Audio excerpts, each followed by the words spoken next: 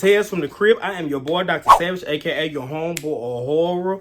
And if true crime is your thing, go ahead and hit that subscribe button where we unpack some things. Now here at TALEZ from the crib, we talk about all things murder, mystery, and mayhem. And if it's not your first time, welcome back. I greatly appreciate all of y'all. Yeah, we are over 170 subscribers only off my first video. Thank you. I greatly appreciate that. And somebody said, well, hey, what are you gonna name your fans or your people? I'm like, listen, we all fam bam here. But then I was thinking, since I'm Dr. Savage, bam, y'all can be the Savage Patch. So what's up? Welcome Savage Patch, baby. Now y'all know it's horror happy hour, so go ahead and get your libations. And while you're getting your libations, go ahead and hit the like on this video, because I promise you, you're gonna be informed by the information, you're gonna be educated. If you feel as though that's what it's gonna be, go ahead and hit thumbs up, baby. Ha ha! That boy be rhyming. All right, let's get this party started. There we go, big baby. All right, y'all, say I got my co-host here.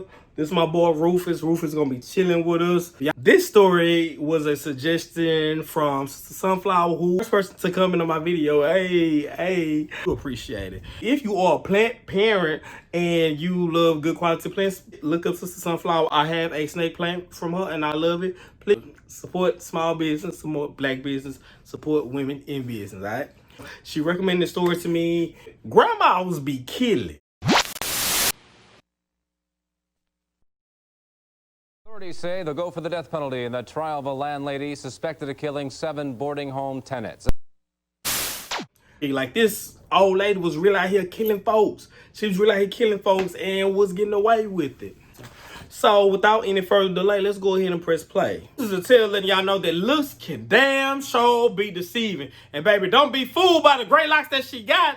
She's still grandma who be killing from the block. All right, her name is Dorothea Puente. I might be butchering her name, but baby, it matters not, because mama done did worse.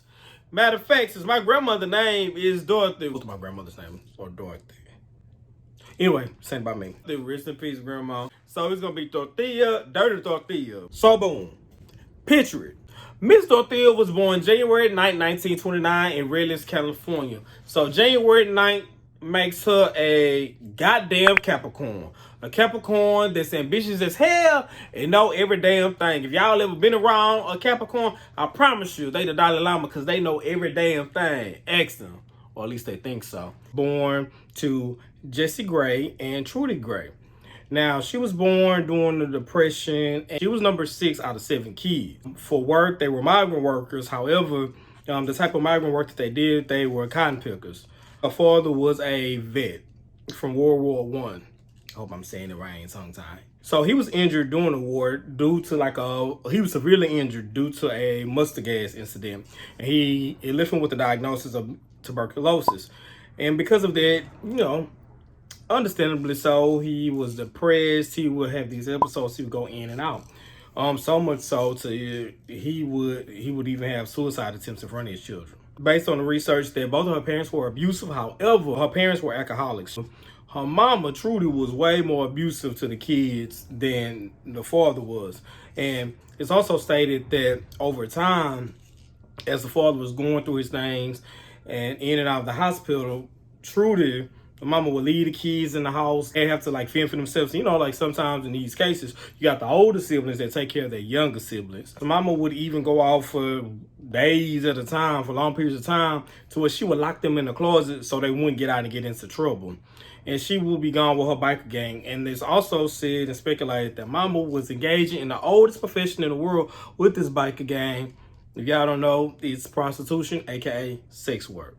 So this would normally be the norm. So give y'all this background, y'all can see how this is not the optimal place to raise anybody's child, right?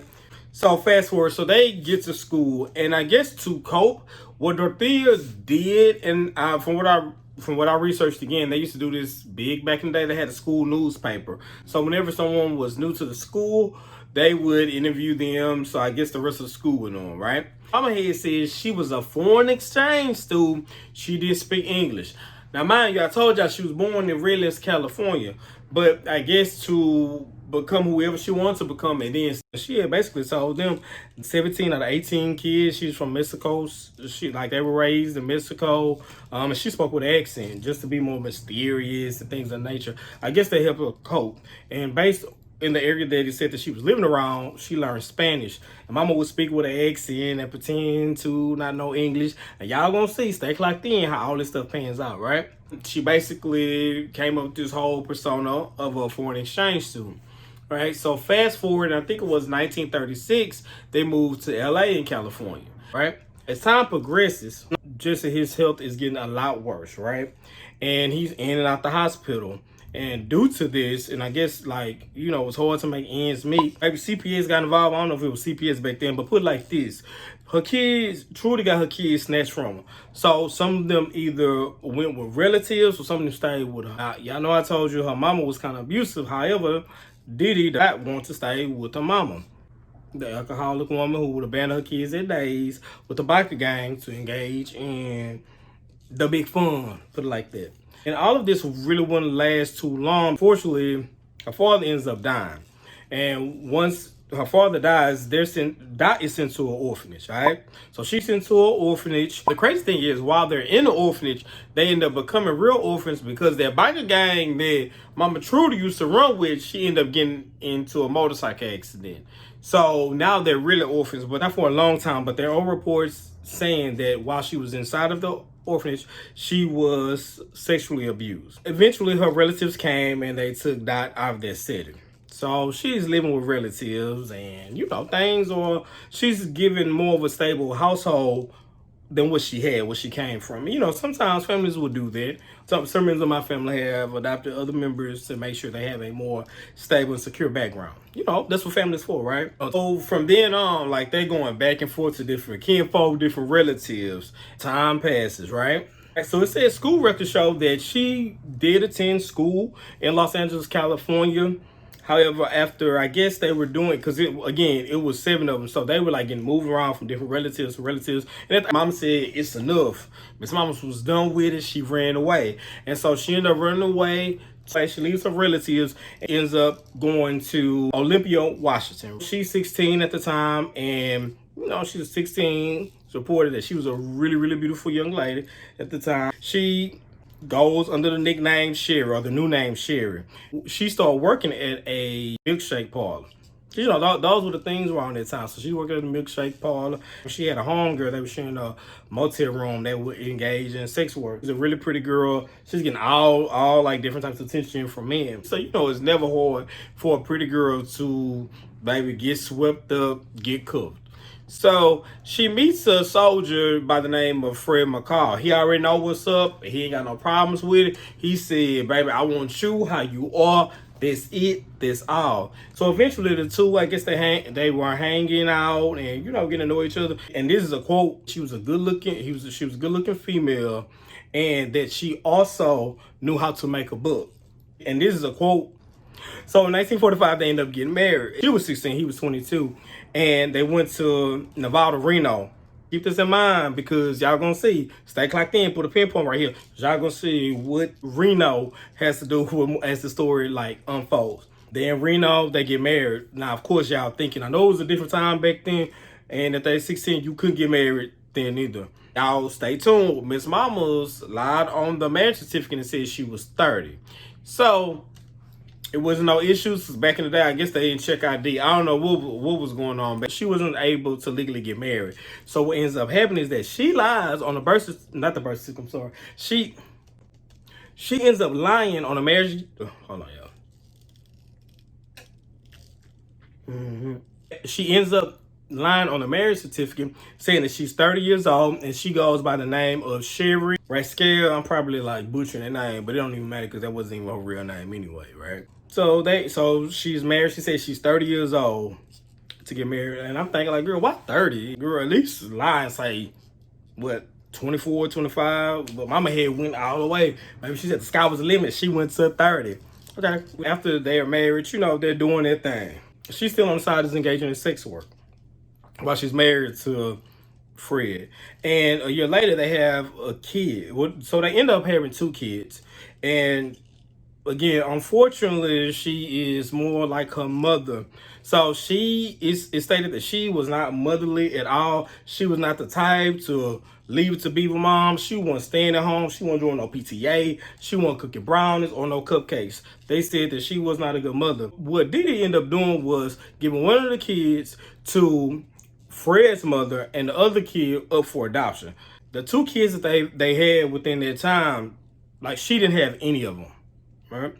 Now, I think Fred had something to do, of course, with one of his daughters going to his mother, but maybe she couldn't handle both of them. Put it like this: if you have kids, and you decide to have kids, it's my personal opinion that you should take care of them. Your parents have already raised you. Unless it's emergency circumstances, you should be raising your kids. If you cannot raise them, then give them up for adoption to somebody that could. That's just me. Anyway, it's 2 years after get married, and Didi is like basically like all her being a compulsive liar and her lifestyle and things that she's engaging in ain't really hitting it with Fred anymore. Once he thought it was cute and all that, and then like Fred was like, listen, I'm done. So Didi ends up leaving. They haven't met. They got issues. So Fred ends up like saying he's done. So she leaves briefly. So I guess after mama, you know, went around the world and doing all this, that, and the other, she said, you know what? I guess I miss my man. I want to go back and try to make it work with my husband. She gets pregnant in 1948. However, she has a miscarriage. Fred was like, well, we ain't having no more. If we don't have kids together, you know, you had your miscarriage, but we not really working out. This ain't the ideal situation. We need to split. Dorothea, because she was ashamed, she wanted to save face. She ended up saying that he died only days after they got married, which is crazy because, like, on a birth certificate it says that this man, after a year, is your children's father. Anyway, so she would tell people that her husband died days later of a heart attack, which was not the case, which was crazy because reports from other people say that he really treated her really, really well. After the divorce, she moves to San Bernardino. And it's not that easy to make money because she got one income now, not two. And this is when Dirty Dot really becomes even more so Dirty Dot. She ends up befriending this woman, right? And so her and the girl, they cool, or at least she think they cool. That went on her Joanne, the scammer type stuff. She steals this lady's check information. She tries to book it to the store. Mama wants some nice things. She wants to look grand. So she went to a department store with the chick. Shipped there, I want this, throw it in the bag, just throw it in the bag, throw it in the bag. So it comes time for a total, $88. So, you know, she acting out sketchy, acting all nervous. She's all paranoid. And the owner of the store, the couple owner of the store, one of them, they were like saying, hey, something, I think it was the owner. But anyway, like saying, hey, man, she's acting kind of strange. What's going on? And, you know, mama looking nervous. Mama looking nervous. So he brings up the fact that, you know, I guess, I don't know if he knew of her friend who she took the checks from, but whatever it was, he said something ain't right and this ain't you. So instead of mama sitting up there, you know, because you would think that she have a gift of the gab by all the stuff that she not already did, all the line that she been doing. Mama, she don't even try to say, no, this is me, it's okay. Baby, mama morphs into the flash. And baby, she teleports out there. She booked me. So y'all won't catch me, baby. The point she ducking and dodging. And they end up getting a whole tour and she's caught. So she spent times in jail, and you would think, like, Michael Jackson said it big. She said, don't stop till you get enough. So logical thinking would be like, hey, you know what? Maybe this ain't my thing. Maybe I shouldn't be stealing folks' information and their checks to make a living. She ends up getting caught. She's sentenced to jail for 4 months. Fast forward to 1952. Now, it's not really documented or really said what was going on during this time after she's released in 1952. However, in 1952, we do know that she got married to a second husband. His name was Alex Johansson. It sounds like a movie star or porn star. Just Alex Johansson. So her and Alex are married, and everybody said not a good marriage. This was not a happy marriage from the start. It says the two, they was always fussing and fighting and fussing. And mainly it was due to Dorothea, the fact that Dot was doing what she do. She was still engaging in illegal activity. Mama was gambling. She was drinking. She was doing all of the things. So the two would fight a lot behind them. And they end up being together a total of 14 years. So they end up moving to Sacramento while they were married. It was on and off. And on top of everything else that Dorothea was doing, she was also having extramarital affairs, which not too many people like being cheated on, right? All of this within this marriage while they're going through, and of course she's doing her line as well. At this time, she drinking and she living that hard knock life, baby. So she starts to let herself go. She wasn't like taking care of herself as much as she used to. So, but you know how she lived. Mom like that fast life, and she was on her can't stop, won't stop. Doc had the bright idea to open up a brothel because her clientele had slowed down because, you know, she wasn't that girl no more. But what she did do, she hired some more girls and said, baby, if I ain't the crayon in the box you want, I got 64 other colors, baby, that you might want. So she had girls there to, like, satisfy the gentleman caller's needs. Now, this was in 1960, y'all. So, eventually, like, it didn't last too long, her little brothel situation. Now, it was disguised as a bookkeeping service. Now, this is to get you got you. Now, this is what happened. She had a client there, right? Now, you know, she doing her thing, whatever she was doing and how she was doing. So, she ended up offering the man, saying, hey, you want some fellatio? What I did not realize was that the man was an undercover policeman. So, of course, you know how they all do the same song and dance. Guess what she said? Oh, I didn't know what this was. I thought this was a warehouse. I was visiting my friend. Girl, come on, Miss Woman. Miss Girl, Miss Thing. Seriously. So, after serving 90 days, again, you would think, hey, Mom's like, you know what? Maybe I should not engage in any more legal activity because I'm on these papers and these people are already looking at me. However, don't stop till you get enough, you know. She started doing all type of heinous acts. She ended up having a bright idea. Hey, I got a different scam. I still want to make the same type of money because people who like quick money love quick money. She said, let me open up something that's taken care of. Anyway, this becomes a thriving business for her. It was on the up and up. It was really like looking good for her behalf. So she rubbing on. I don't know if she was doing kickbacks with the social workers or the fact that they were just sending them there, but you know, hey, look what I'm offering them and you can continue to send them my way. Right? While she's painting this perfect picture that she's this great provider and she has this wonderful home, it's a whole different side of Dot that only the tenants got to see. Dot was very much like her parents. She was alcoholic. She'll get drunk, get very belligerent, very violent, very cantankerous, pugnacious towards her tenants.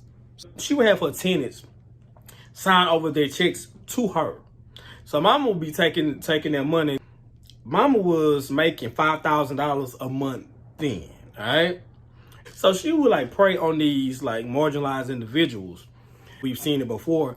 They're able to put up this certain facade, so in case anybody tries to like counter that image that they have, they can all say, baby, I'm a good upstanding person, baby, I take care of the people. So it really wasn't like the best place for them to be there, like to have to deal with that. Now they're already like dealing with other disparities. At the Samaritan, because that's the name of the place, I don't know if I told you. This woman is berating you and treating you all kinds, but she's mistreating the people, y'all. Now, she had a handyman, and his nickname was called Chief. She adopted him as her porter, and she would do certain modifications to the house, and basically he would do it. They dug all these holes in the basement, and then put like a concrete slab on it. Things start to get somewhat kind of strange with Dot. Now, stay with me. I'ma bless you. The neighbors would say they saw Chief like wheelbarrows, dirt, like all different times of the night. Well, eventually, they said one day they saw Chief, and Chief wasn't there no more. Disappeared without a trace. In the community, it was heavily populated with Latinx or Hispanic community. So remember, I told you as a kid she learned Spanish, so she basically was under the guise that she was just nice woman. She was of the community, and like a lot of them would describe her as a mother figure. She would adopt a lot of them. They would call it like either stepmom, abuelita, all of that. So, and even like after everything hit the fan, like during her trial, you had people that came out and spoke to her and said, hey, I want to be the individual, especially a lot of young girls, I want to be the woman that I am today, which all of them had ended up being successful if Dorothea didn't come and take care of me and assist me and help me. Remember, my mama didn't have none of her kids no more. However, even though she was taking care of the people with stolen money, she was still like doing her due diligence of being an upstanding citizen, which is easy when it's not your money. After all of this, hard living has really it still took a toll of her appearance. So she wasn't the most youthful and beautiful girl as she used to be. In 1968, she landed her third husband, Dorothea Puente. Yeah, I think I'm saying it right. Now I can call it Dorothea Puente, which is what everybody knows her by, but I didn't want to confuse y'all because it wasn't until she got married to him to where she kept this name. Now, Roberto was said to be, and then I hear multiple sources, but they say he's anywhere from 16 to 19 years younger than her or whatnot. Now, I think at this time, she's 39 and the guy is 21, I believe. So they have a big enough age difference, right? Basically, he was somewhat doing what Dorothea was doing. How she would prey on individuals. So she was already hosting like these lavish parties and all of that. Let me go ahead and get married to old girl. Then that way, her things become my things, right? And she would later say that he just married her due to he wanted citizenship and he basically wanted her money too. I guess they both were trying to use each other to a certain extent. She was trying to get a groove back, baby. Still trying to get a groove back. Their marriage did not last very long. Very volatile. I think it only lasted 2 years, but this woman, she wants to keep his last name. So Doc kept Puente, and that's why y'all know her as Dorothea Puente. Roberto, not too long, ends up leaving her. So this is what the thing. So when people ask, hey, well, your man did, what little young tender you had? Mama says, now this time she says that this marriage ended because Roberto Puente was a closeted homosexual. So he didn't want her. So that's the reason why he left her. So anyway, after this, Mama ended up going into debt. The business started failing and she was over like $10,000 in debt. So again, a perfect time to be like, hey, maybe I should change something. Instead of trying to have a boarding house, maybe let me try to be legit from the money that I've saved. If she did save, but instead of, hey, let me go legit. So what Mama decides to do this go round is get a bigger house, a beautiful house, a three-story Victorian house with 3 floors. Like, it's immaculate. And she decides to open up a halfway house. This is a halfway house, boarding house situation.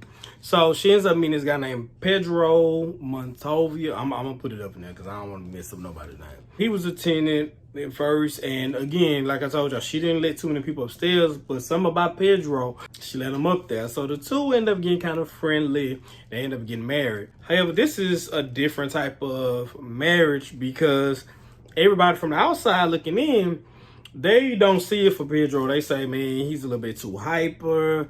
It ain't what it is. And I guess after they stayed together, like Pedro started seeing like she really ain't all as wealthy, kind of similar to how Roberto. So she ain't really as wealthy as she lead on.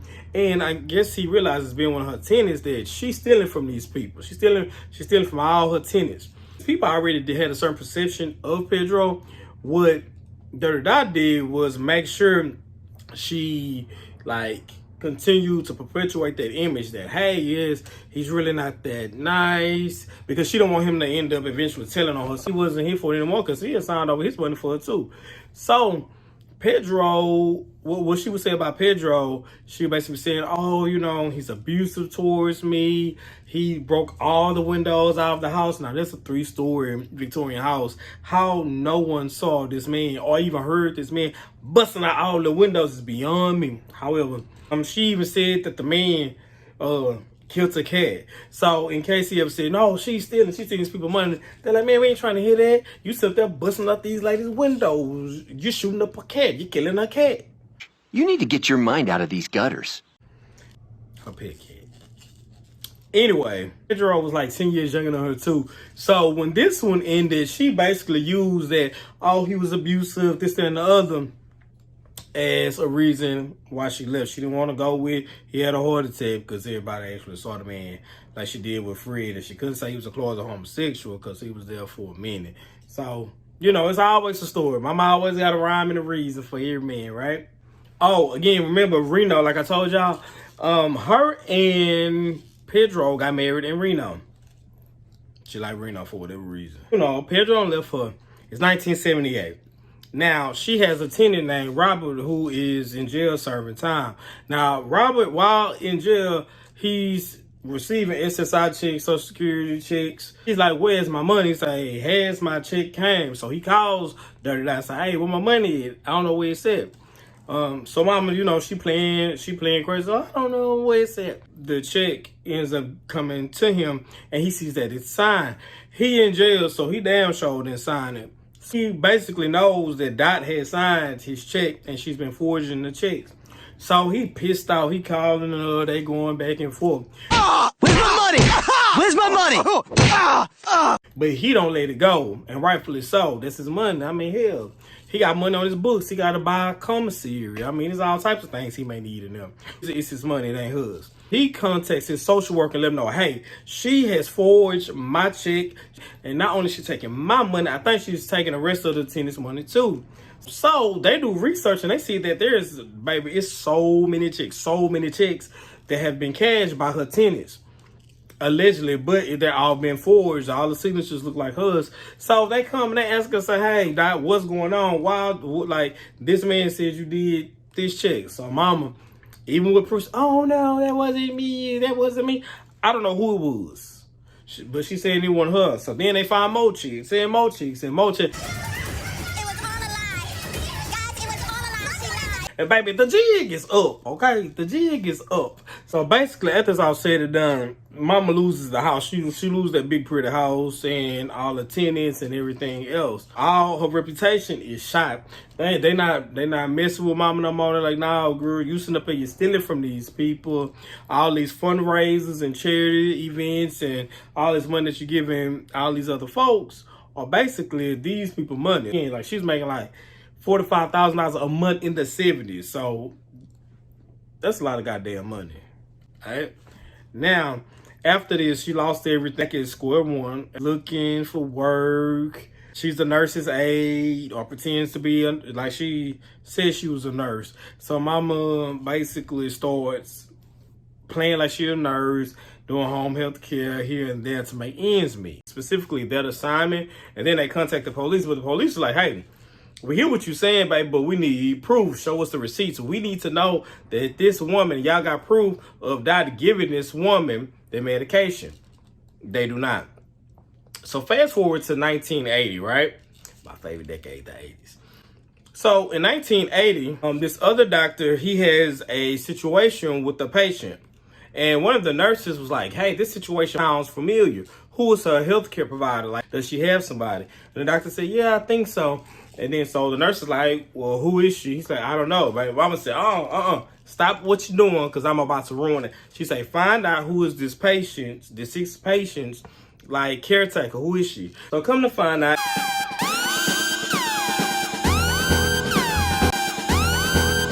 Dirty Dot. They call the police. Then this time they do the smart thing as well as contact who she works for. And even though they contact her, and all of that, the police again say, hey, we hear what you're saying, but we have to have proof. You know, we can't just go up and arrest this woman without having any proof. So over the year, like 4 patients under Dorothea's care ends up going to the hospital and like similar situations. We know that she's drugging these people, right? Drugging them, stealing their money, stealing their valuables, and they're elderly, so they really aren't able to defend themselves. So another situation happens too. One of those individuals end up dying. But again, her mama, she like has all the angels on her side and somebody looking out for her. I don't know who. Because they just ruled it off, said, well, the guy was already old. He had a lot of wear and tear on his heart. It was affecting his health by coming to the hospital, leaving the hospital, come to the hospital, leaving the hospital, all of that, right? Her mama, she's still employed, still got a job. She's still up there mistreating folks, right? Elderly abuse, killing them, stealing. One night, she goes to the bar, right? She do what she do. She go there, she meets this one man. Now, 74-year-old man at the Zebra Club. So they hitting it off, chilling, and then they go back to the house. So, you know, he was drinking and drinking, all of a sudden he was stuck. like rigor mortis. He couldn't move or anything.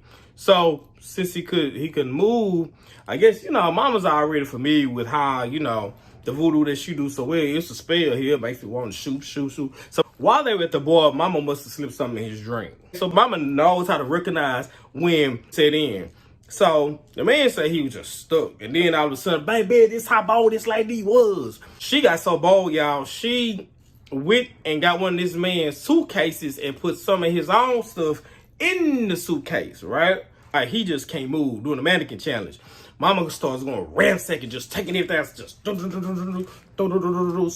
swiping. And so then you think that's it, that's all, no. This lady was so cold. After she was done, mama came back like the Grinch. So she started walking towards the man. The man, like, he said he paralyzed, he stood, like he is terrified for his life. Why she went to the man and took out one of his rings and then left? For this time period, court records show that Dorothea had drugged 3 to 4 women, stole their valuables or whatnot.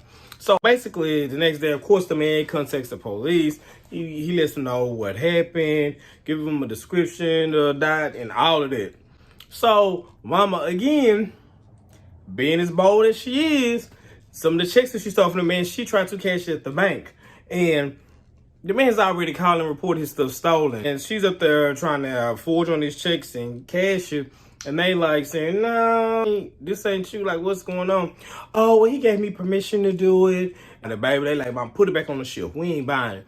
And so she just said, oh, well, you can't believe anything he says. He has like a mental condition. So he's a little bit like off his rocker. So don't believe it. Luckily, somebody had some sense. So they end up calling the police. Mama, well, some kind of way, she gets charged with forgery, but she does not, again, she does not get locked up. She doesn't have any charges or whatnot. So, and here go the thing, y'all. Like, she walking scot-free. She done did so many treacherous things. Even though she in the clear, and anybody will come to us and be like, hey, the block is too high. Let me chill out. I got away with this. I got away with a lot of stuff. No, baby, Dirty Dot want out of the smoke. She's getting her hair done, right? At the salon, she meets this older lady named Irene. You know, there's 2 older ladies there getting their hair done up how they do. All of a sudden, Irene, who's an elderly lady as well, she ends up tripping. And you know, good old Dirty Dot, baby. The whole nurse, the doctor, she came over there helping her. Oh, you okay? This, that, and the other. I'm a nurse and I've done this.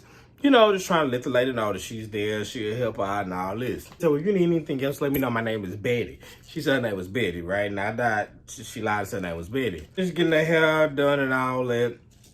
She finds out where Miss Irene lives. Later on, she comes back to check on her. Now, mama got a whole doctor bag, and I don't know where she got it from, because this is the days before the internet, where you can order stuff like this off Amazon. Now, unless she stole from a doctor, well, hold on, look who we talking about. Anyway, she had the bag, right? So she told her, hey, I just came back to check on you. I spoke to my doctor. I told him about your situation. She gave me these pills to give you. He says just to take them just in case. Doc going there. She working on Miss Irene. She got the blood pressure thing, checking her blood pressure. So she really like playing it up. Tell me, this is not funny. Tell me why Miss Irene takes the medication that Betty, aka Dirty Dot, no, gave her, right? She passed out. Now, Betty, aka that was the last person who she saw in the house. Baby, when this lady comes to, everything gone, chicks, jewelry. You name it! Everything. All the shit gone. The woman calls the police. Of course, she gives them the name Betty, but they don't know who Betty is because it's really Dirty Dot, Dorothea Puente. Fast forward like a week or two. Let me tell you something, okay? Some people just, they gonna push it to the limit. They gonna push it to the limit. Dirty Dot goes back to the same damn salon she went when she met Irene in. So she comes in there acting like ain't nothing cool. She spoke, but she ain't really engaged with Irene. Irene ain't engaged with her. Irene went, you know, she playing the cool, which is something that I would have did. I ain't making the scene, baby, but I'm gonna get you trust the plus. So Irene sneaks over there and lets them know, hey, that's the woman who I told you guys about who robbed me, yada yada, this, that, and the other. Oh my God, call the police! Then all of a sudden, Dot gets up and has to hurry up. She tells the hairdresser, oh, I have to rush. I have to go to Mexico. And she books it, baby. Police can't find none of Miss Irene stuff on Dot. And, of course, they wouldn't. I mean, you already know Dot ain't going to keep none of this stuff, baby. She probably wants to punch whatever she did. However, they still had that open case on her what she did to old boy who, like, she ransacked his house. So she ends up serving a month of jail time, but her lawyers, them good old lawyers of hers, ends up getting her out. That it's at this point, if she stayed inside of jail and they really would have served justice to her and not be fooled by the fact that she was just this old lady, this old grandma looking lady, they really could have saved so many lives. So this is the point where the story gets really, really, really hectic. Now, so after a month after she's arrested, she meets Ruth Monroe. Now, well, she doesn't meet Ruth Monroe. She meets her husband at the bar. Similar like a Ricardo situation. They chill and drink. She's probably already trying to scam on this man. However, he talks to her and said, you know what? I think you and my wife will hit it off really well. Ruth's husband is already like terminally ill. He's fighting cancer and things. So it's a lot going on. But they all hit it off. They're cool. So over time, they're starting to drift apart, Ruth and her husband. And I guess, you know, she's in a lonely place. She's possibly about to lose her husband. Turned out, or friends died and say, hey, let's open a business. Let's open a catering business. So they do that. She puts all her money in the account with Dot, right? Then, as time progresses, Ruth's husband and her, they separate. Ricardo, the one who rented out the second floor to Dorothea, he and his family, they get another opportunity. They move. So now she got the whole house. So she can start up her gig again, right? To do a little boarding situation again, doing like a home health care facility for, like, you know, elderly people. But Ruth is her first tenant. See, Ruth and her husband separate. She's like, bam, y'all here to come move me, girl, and we business partners. Come on, why not? All right, so around April 11, 1982, after Ruth and her husband separated, they were going through. Ruth, while living with Dot, she goes to lunch with her friends. They said that she looked a little weak, like she wasn't herself. And out the blue, Ms. Mamas just starts to confess to her friends, guys, I think I'm dying. My health is like decreasing. I don't know what's going on. They talk to her, they calm her down. They think that she probably just going through because of what's going on with her and her husband. However, that was the last time her friends saw Ruth. Fast forward, and Ruth's daughter comes and visiting her mom at the new place with Dot. And so she's like saying, like, what's going on? She's checking her mom, then, like, you know, she's just always sick all of a sudden, always sick. And Ruth is telling her kids as well that she thinks she's gonna die. That's when Ruth's daughter comes to visit, and when she visits her mom is knocked out cold, like in a deep sleep. She knows her mom is asleep, as if she had been drugged. So her daughter asks Dorothea, like, hey, what's going on? Why is she such a deep sleep? Dirty Dot had said, well, we went to the emergency room and doctor gave her like a sedative that made her fall into a deep sleep, right? Ruth's daughter tells her son the same thing. Hey, something's going on with mom. Can you check on her? Now they go over there being concerned kids, as good kids should and would do. He went over there and he said, like, she looked like she was out of it. He knew that she was conscious, but she couldn't communicate and respond. Dirty Dot's playing all concerned, this, that, and the other. And she said, guys, I think your mom, she's really going through a lot. Thinking like, what's going on? What happened with your father is really bothering her. And I don't know what to do. But, you know, again, she playing like she a nurse. Nobody has did a background check with this lady. So they believe him. He, you know, leaves his mom, gives her a kiss. You'll be okay. You're in good hands. Dorothea will take care of you. Boy, did she take care of the lady. Not too long after that, baby, he basically takes a turn for the worse. So Dorothea calls the kids. Hey, your mom taking a turn for the worse. I don't know what's going on. The paramedics is on the way. Come to find out, or they're doing the toxicology report, and they said that she has all these drugs in her system. And they're like, well, how the hell she got these drugs in the system? Remember when Dirty Dot had told them, hey, I think your mom, she's going through due to what's going on with her and your dad. And she said she was suicidal, this, that, and the other. So they believed it for a while, right? Unfortunately, Ruth Monroe ends up dying. And the doctor said it was due to an overdose dealt with like Tylenol and codeine. Her son and her daughter are basically like, okay, we can understand, we can see because mom hasn't been mom lately. However, baby, Ruth's son-in-law was not buying it. He told him, no, I don't believe this, don't believe the hype. This was not an accident. This woman did not commit suicide, and I think Dorothea did something to this lady. And they're like, oh no, of course she's a sweet old lady, all that jazz. But after it took some while and convincing, they said, okay, so let's just check it out. So they called to see if the hospital had record or what did the hospital give her. Baby, when they called the hospital, y'all already know. Nobody gave her no sedative. There wasn't even a log of Dorothea or Miss Ruth at the hospital today. And it's like really, really sad, y'all, because it could have been at this point, even right here, and it gets worse, y'all. This is the horrible thing. It gets worse. After all that, Dorothea drains the whole account. All the money that Ruth put in there, for whatever reason, Ruth left Dorothea like $6,000. A month later, she calls a homegirl whose name is also Dot. Could have been like D squared. If you would think like two women died and died. But anyway, it wasn't like that, right? Especially when one of them is a goddamn killer amongst some type of things. So she called her. She's been drinking. She calls GD. We call her GD is good Dot. And then DD is dirty Dot. So she told GD, she's like, girl, like I'm going through, like I just lost my friend not too long ago. The money, I just need to come over, talk to you, have a drink. So she goes over to the good Dot's house. And you know, she walk in there, she basically like, girl, I'm just going through. Say, girl, don't worry about it. Listen, I'm gonna go make drinks at your blender. You just sit down here. Y'all already know what this lady did. So she mixed some drinks in the blender. She gave them to Good Dot. So Good Dot drinking, she sipping, and she like, girl, what's wrong with this? Tastes bitter. And you know how you are with your friends sometimes, how you get peer pressure when you're drinking certain things. I didn't think like old women engaged and stuff like this, but Good Dot said, oh, this tastes bitter. And she like, basically like, girl, ain't nothing wrong with that, girl. You can't hang, like what you can't, yo, liquor. So anyway, instead of like not drinking it, she continues. And of course, mama gets knocked out. And Dirty Dot does what Dirty Dot does, baby. The lady who supposed to be her friend, you call this lady and you went over there for silence and you end up stealing out this lady's house. She ransacked this lady's house, stealing all the stuff, stolen the credit cards, this, that, and the other. So when a woman comes to, it ain't no situation like it was with Miss Irene. No, this ain't no Betty. This is Dorothea. I know her. She my friend. This is to get you got you.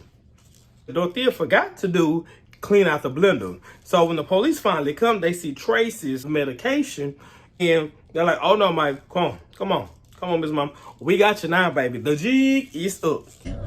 You're going to jail. They got her, baby. So she in jail, and they're able to finally connect her with all this crazy shit that she's been doing. So she ends up going to jail. This time her lawyers, baby, it wasn't none of that.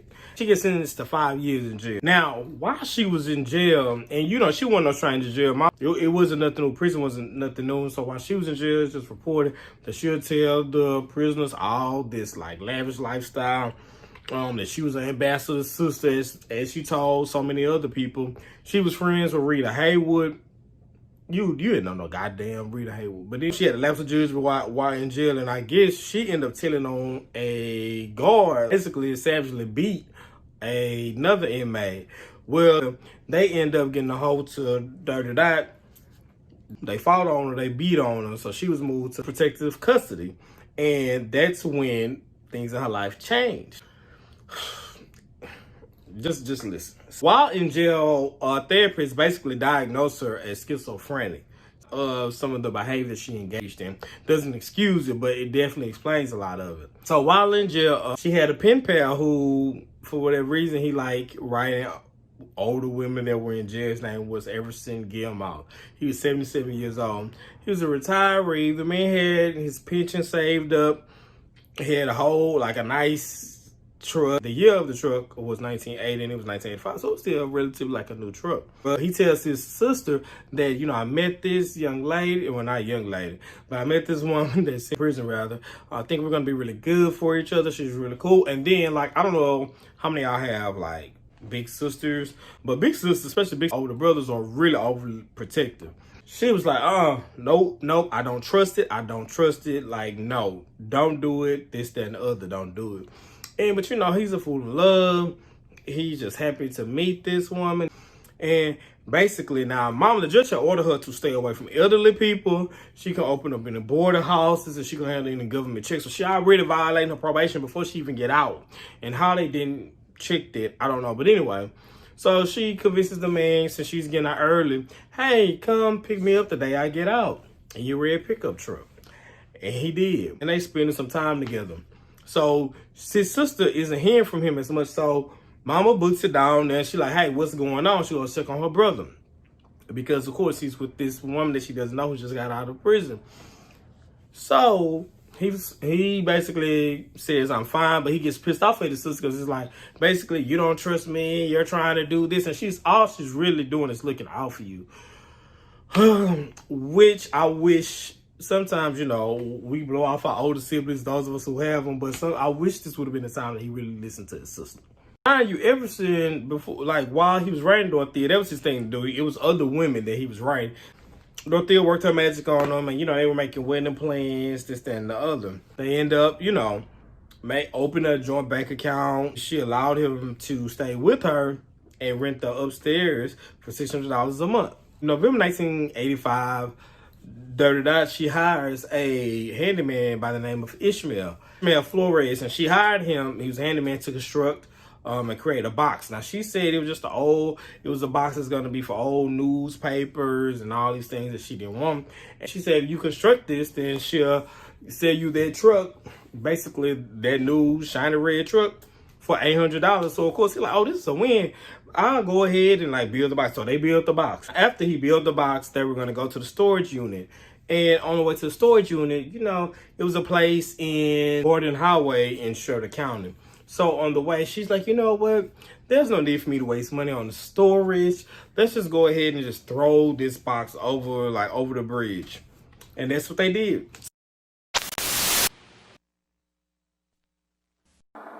Yeah, what we have here is the location that the Sutter County Sheriff's Office discovered the box containing a unidentified male body on January 1st of 1986. Unfortunately, Mr. Everson's in the box, and like nobody can prove that like she was the one that put him in there or killed him. However, Mama still continued to cash his checks, his pension checks, Social Security checks. Nobody saw him anymore.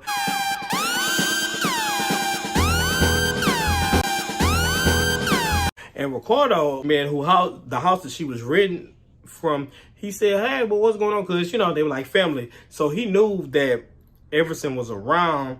But then when he asked, hey, what happened to Mr. Everson? She's like, oh, well, he didn't like it here. He moved back to Mexico.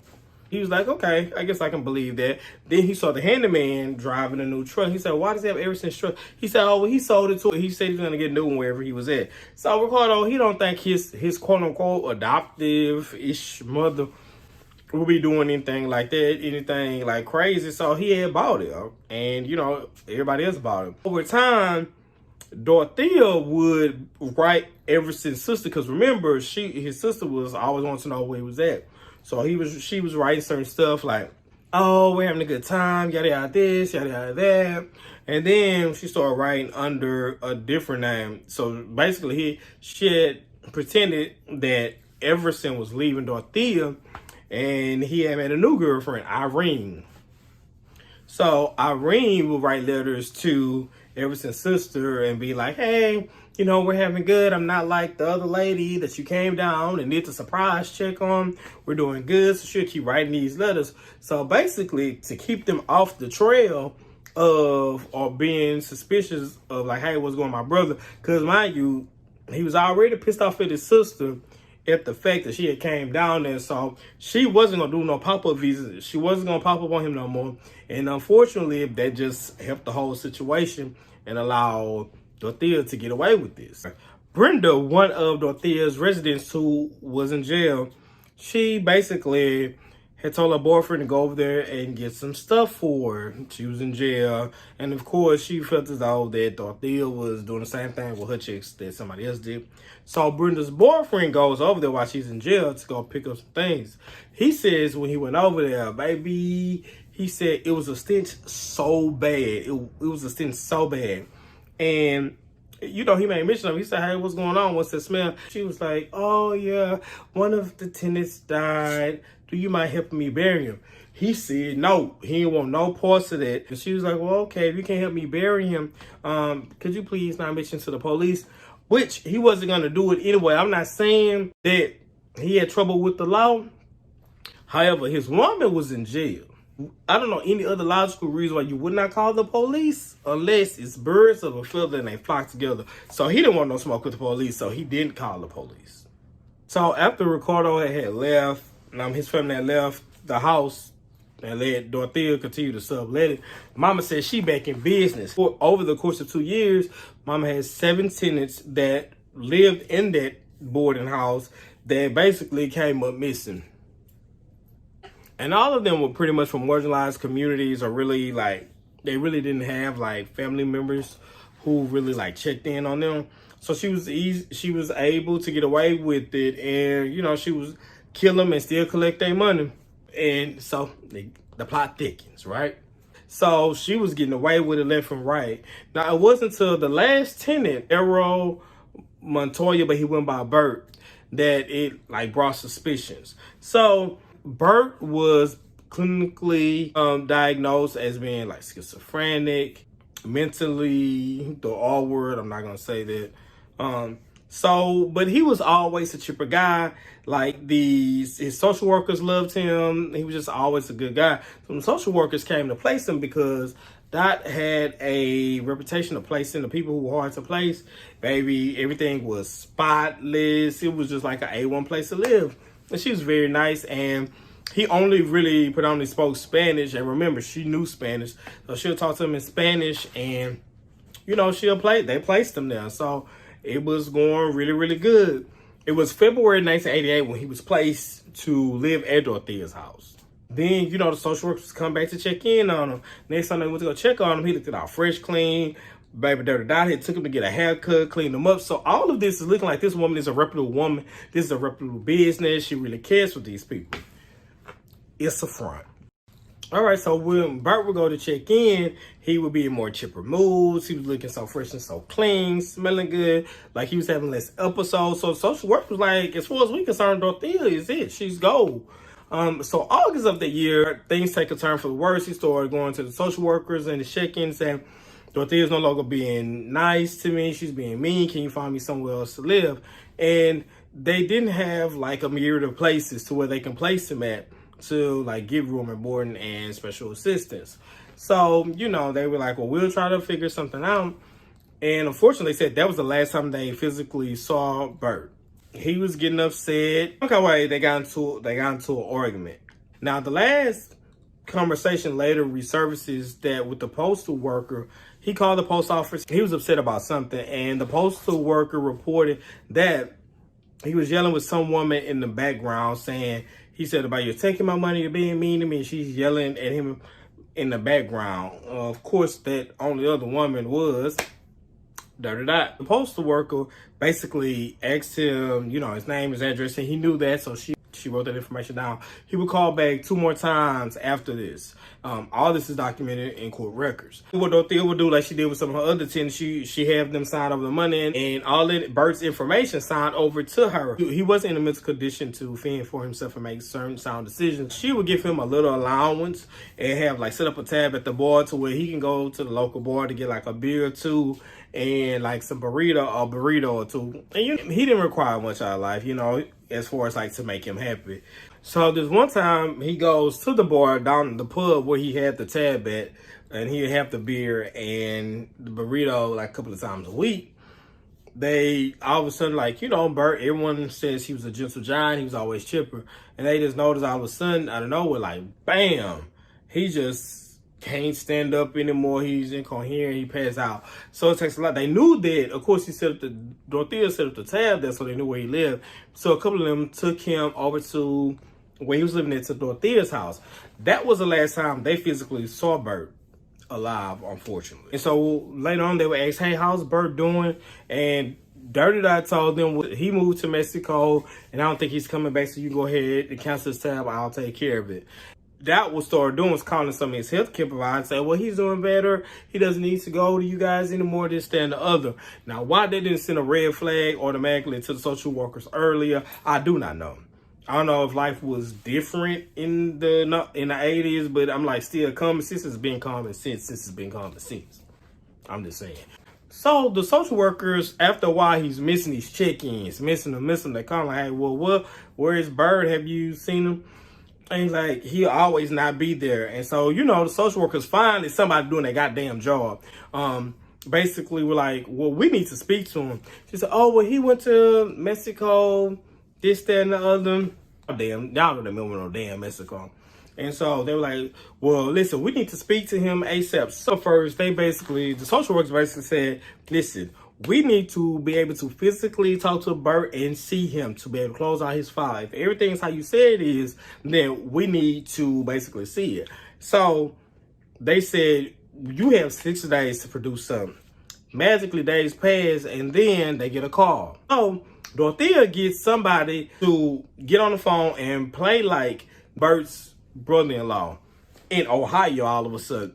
And he said, oh, well, Bert's back with me. Well, Bert's with me. I'm taking care of him. The social workers weren't buying it, and rightfully so. So, because they like, we ain't never heard about no brother-in-law. And Bert was originally from Costa Rica. And he didn't really have too many relatives. He didn't have, honestly, any relatives that really were that close to him. They called her. They're like, listen, we need to talk to Bert. Oh, well, I'll go up there, give him myself, and they give her a short period of time to get him. She ain't got him. So eventually they don't see it. They said, this ain't right. We don't know nothing about their brother-in-law. So they call the police. The police go over there and like, bam. They're like, what's going on? They go to check everything out over there. And everything seems, even though like it was somewhat of a stench, the house was clean and whatnot, right? So then I would normally say that, oh, I'm laying down fertilizer or it's this or that. So she always had some type of reason why it smelled the way it did. Now, while they were leaving out, the detectives, one of the tenants had slipped them a note saying, she's making me lie to you all about Bert. So, you know, they took it in their pocket, they put it in their pocket, and they played cool as they should have done. So they returned on November 11th.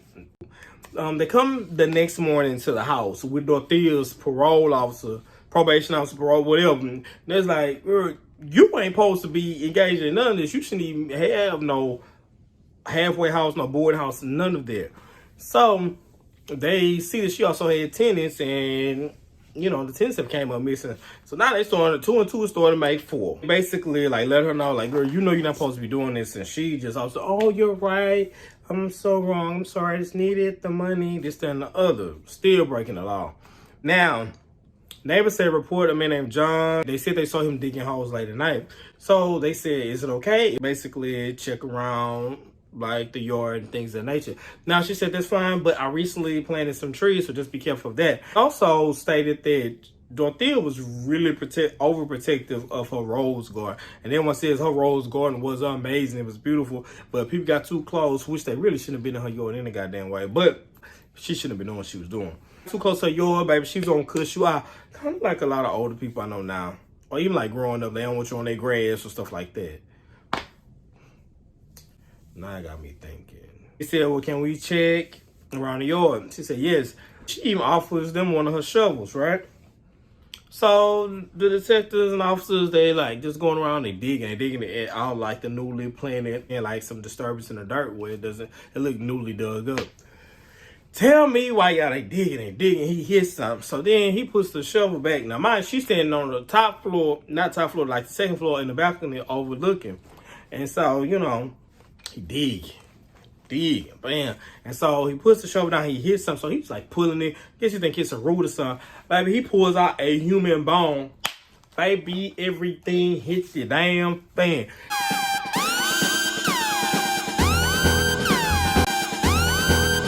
She's looking like, oh my God, I am so, you know, like she's playing a whole role.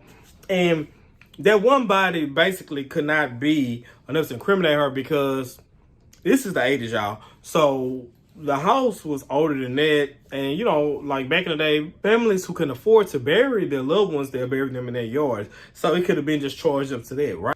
All right, so basically, it didn't hit the fan. So mama, she gets nervous. She fixed her and one of the tenants, John, a drink just to compose herself. So she puts on her red pea coat, grab her black purse and her umbrella. She asked one of the detectives, is it okay if I can go to her nephew Ricardo, who she was leasing the property from, to his hotel that had a bar at it, so I can compose myself. Now, they didn't have anything yet to charge her with, and this was definitely something very controversial, but they didn't have nothing to charge her with. So mama, she got a purse, and her and old boy went. They went to the Clarion Hotel to have a drink. They're there. Now, of course, baby, while he goes back, they're uncovering more bodies. They eventually find Bert.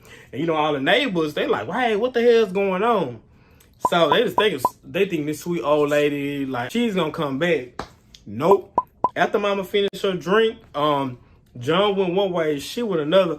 Mama booked it, baby. She hit it. She gets in a cab and she goes to Stockton. Then from Stockton, she gets on a Greyhound and then goes to LA. So coming to find out, she had like $6,000 in that purse.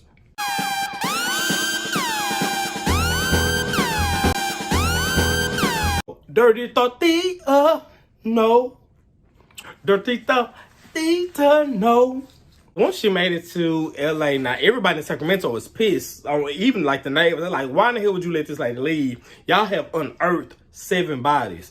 So mama is in LA, right? And she's watching everything on the news. Now, mind you, this is a different time. It wasn't like the time of the internet. So many people watch the news back then, not just rely on social media or memes. And mom like, listen, let me go back to what I know. So she gets done up, get dressed up. She goes to a bar, a nearby bar at the hotel, because she was laying low for a couple of days. Mama goes to the bar. While she was down there, she said her name was Donna Johansson. She said her name was Donna Johansson, and she meets the guy at the bar named Charles. And so basically they talking, you know, they drinking, they throwing the bag. He said she was already coming off strong. And he's like, all right, well, listen, me and you will, you know, we'll hook up tomorrow, this, that, and the other. So she writes down her hotel information. The police, he calls her and says, okay, cool. He said, okay, so tomorrow we can go and we'll link up. And she's like, okay, yeah, of course you will, you know. Look at me, look at what about all this? Of course you want to come back and holler at me tomorrow. Baby, tomorrow. Baby. So the police come. And says Puente friendly, yet he knew something wasn't right. Everybody in the place. The picture kept coming back from the morning news. She asked me about my income, and I told her, I said, well, I live on a very limited income. I live on Social Security disability. She seemed to know the figures. She was interested in maybe getting together and sharing an apartment. Mm-hmm. But didn't you think that was weird? Well, yeah. Will just later remembered he had seen the news. He phoned a TV station, which immediately phoned the police. They come with a quickness. They arrest her. Baby, Miss Woman is arrested. The news cameras, everybody out there. She basically said certain things, and I quote, I haven't killed anyone. Then she said this to the news cameras. At one point in time, I was a really nice person. Girl, listen. JJ said, what have you done for me lately? And lately, you done killed them people, you done took their money, you stole their money, you done buried them. You done got stuff started. They arrest her, she's in jail. Some of the tenants who were still living there, and as the other tenants that were buried were unearthed, they basically said many times with those individuals, they would get sick. She would allow those individuals to come upstairs and she would take care of them. And they never seen them again. Now, why? I don't know why a bigger hoopla was made from the rest of those tenants. November 1992, she rejected a plea deal. And it took a while after everything that happened for the trial to actually happen. The trial dragged over like damn near 6 months, and it was over 100 witnesses that had a lot to do with this case. It took them a long time because of her demeanor. They did not want to, some of them did not believe that she was capable of doing these things. Which, of course, baby, paralists will say anything looks or deceiving. We know this, right? But anyway, so mom eventually, after all that time, she was basically sentenced to life in jail. And from that, like, she always maintained her innocence. And y'all, while she was in jail, she spoke with a reporter, and y'all will see the books. Like, she wrote books. One of her pen pals who corresponded with her wrote a cookbook. Like, oh Lord, yeah. So it was a bit much. When asked why didn't she ever think about committing suicide, she said, "Oh, well, that's like basically an unforgivable sin. Like, killing was cool, I guess. I don't know, but that's what she said." And it was also stated, "Do you still keep in contact with your siblings or even your kids?" And she says, "As far as I'm concerned, they're dead to me. They did her wrong all of a sudden, even though after she just got through killing folks, stealing their money, but they did her wrongs. They did to her." And basically, he asked her other questions. How do you feel about being, like, your legacy will always be known as a murderer? And she said she don't get what anybody else think. You're trifling, good for nothing. You're trifling, good for nothing. Those were her words. She didn't care. And of course she didn't care because you saw how bold she was. Whew. Well, on March 27, 2011, Dorothea died at the age of 82. She spent 18 years of her life in prison. And, you know, that was it. It's, first of all, woo. This story was so interesting, intriguing. It was a lot of research. But then I promised to be here weekly. I have a story weekly, and I got another surprise for y'all. Just stay tuned, hit the subscribe button so you can get all the news, all right? If you have been informed by what you heard or heard something that you were informed of, please go ahead and hit that like button so you can make sure you clocked in the next time we pull in, all right? This has been Tales from the Crib. I'm your boy, Dr. Savage, a.k.a. your homeboy or horror. Remember, y'all, stay ready so you don't have to get ready, baby. All right. I'm tired. I was tired.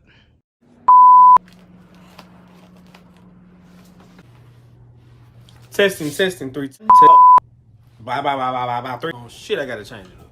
Let's see. What's your name? Hey, what's up? Hey, what's up, y'all? The crazy thing is, while they're in the orphanage, is the other part that should go dealing with Ruth. Now, I think that my mom's side, my grandmother and my step grandmother's name is Dorothy. No. Dorothea, no. Dorothea. Good night.